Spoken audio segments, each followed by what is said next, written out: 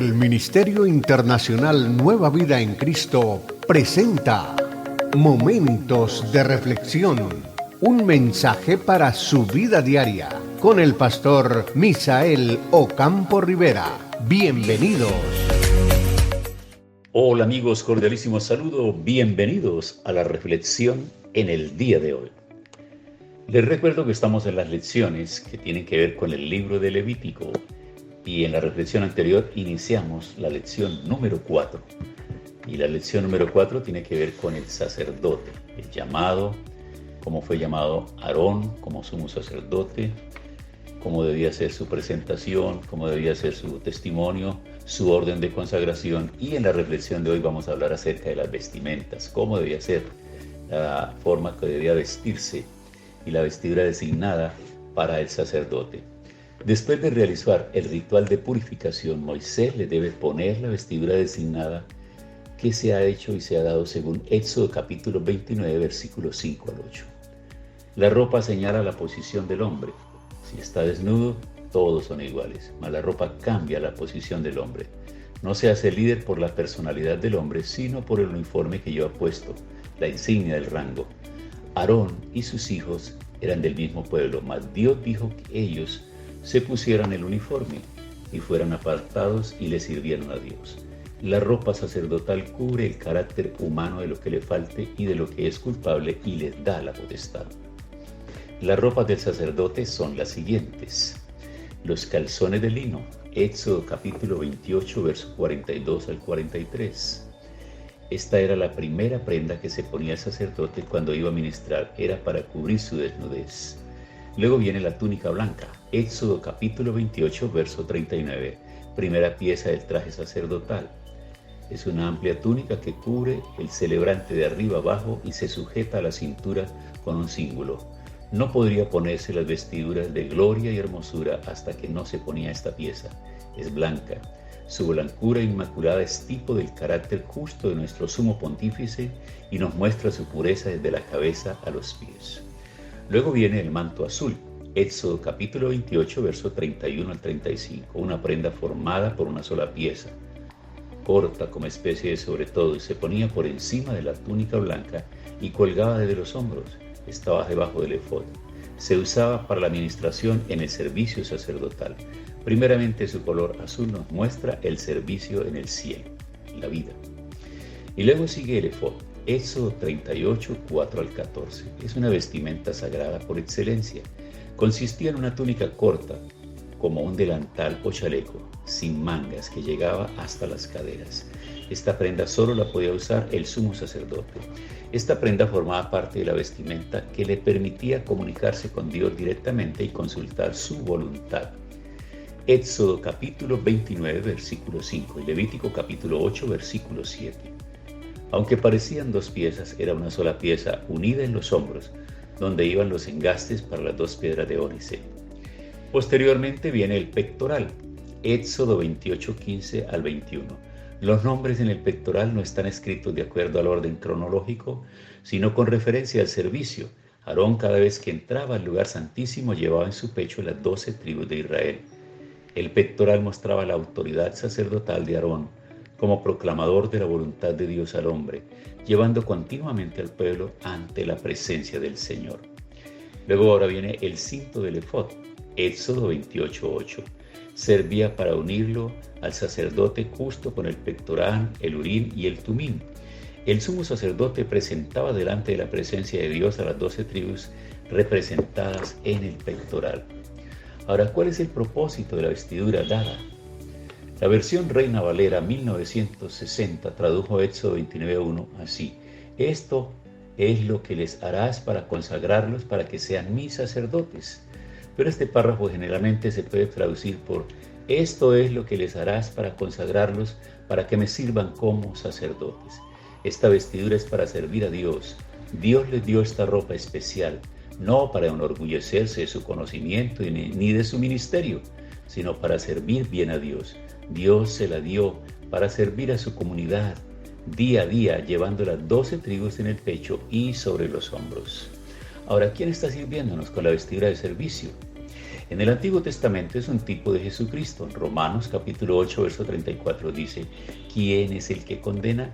Cristo Jesús es el que murió, sí, más aún el que también resucitó, el que además está a la diestra de Dios, el que también intercede por nosotros, vestido con una túnica blanca que le llegaba hasta los pies y ceñido por el pecho con un cinto de oro. Uno semejante al Hijo del Hombre está cuidando las iglesias. Apocalipsis capítulo 1, versículo 13, capítulo 15, versículos 5 al 7. Y está vestido de un manto empapado en sangre.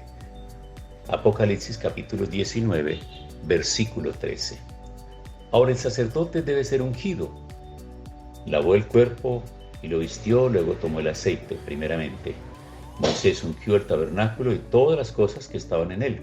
Por último ungió a Aarón y a sus hijos. Ungir a alguien en el Antiguo Testamento tuvo dos significados. Primero, consagrarse a Dios a través de apartarse del mundo, y segundo, ponerse en poder. El recibir el nuevo ministro como ministerio es consagrarse a Dios a través de apartarse del mundo, al mismo tiempo ponerse en poder de Dios por la distinción. Hoy en día podemos apartarnos del mundo por la sangre de Jesucristo y consagrarnos a Dios. Luego, a través de la unción del Espíritu Santo, nos ponemos en poder de Dios para ejecutar el mandato de Dios que nos ha dado.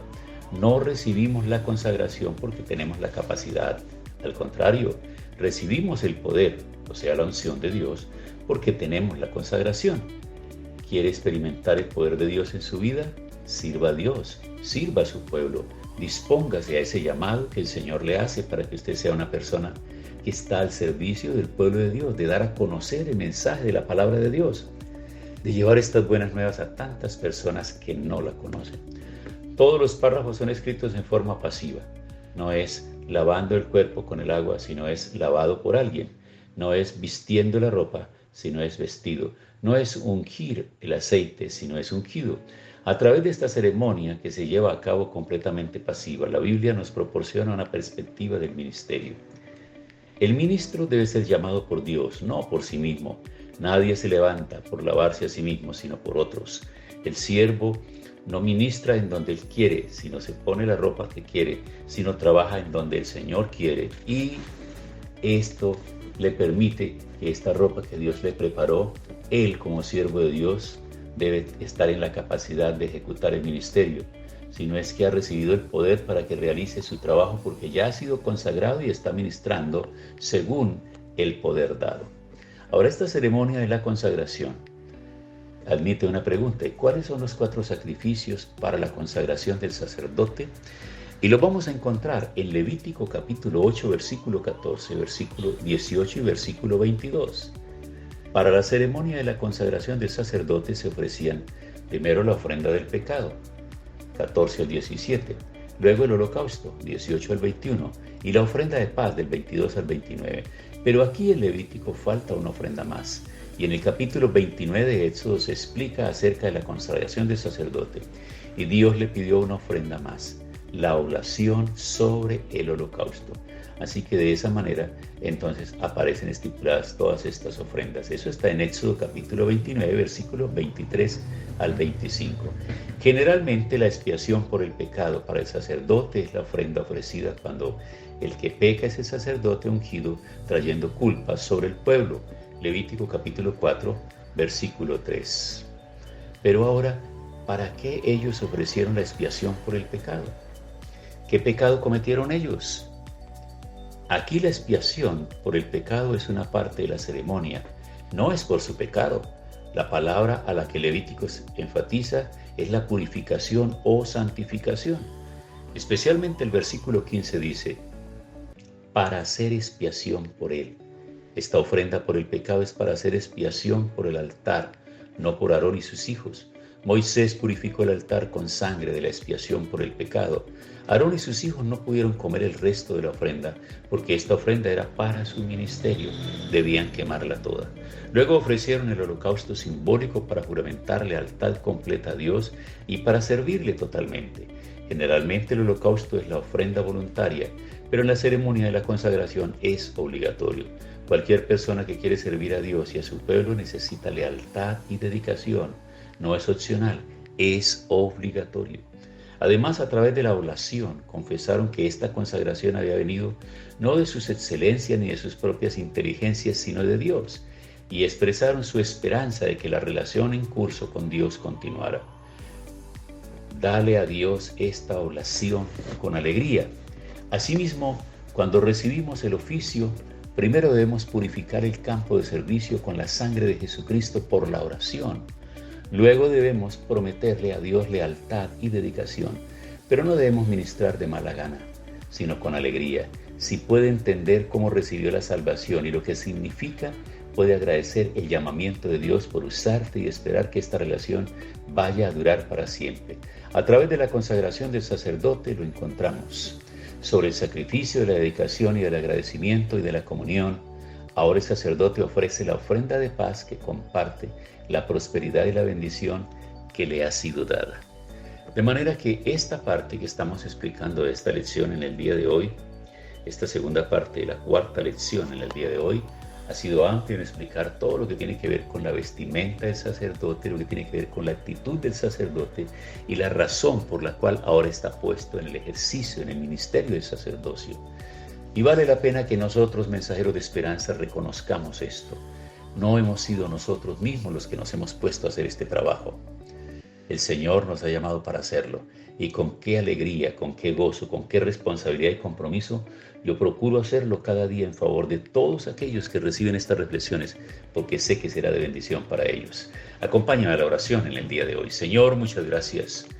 Cada día estamos fascinados por las enseñanzas que nos das, porque despiertas el interés para enseñarnos a nosotros que somos los ministros de este tiempo presente, como aquellos que fueron llamados en la antigüedad, fueron escogidos y puestos al servicio, hicieron las cosas de la manera que tú les dijiste, y esto nos sirve de ejemplo a nosotros hoy. Gracias en el nombre de Jesús. Amén. Hemos disfrutado de un gran momento de reflexión con el pastor Misael Ocampo Rivera. Un mensaje lleno de amor, esperanza y felicidad para tu vida. Los invitamos a compartir este mensaje con sus amistades y en sus redes sociales. Búsquenos en YouTube y Facebook como Ministerio Internacional Nueva Vida en Cristo y en Instagram como @MinInternacional Nueva Vida. Momentos de reflexión.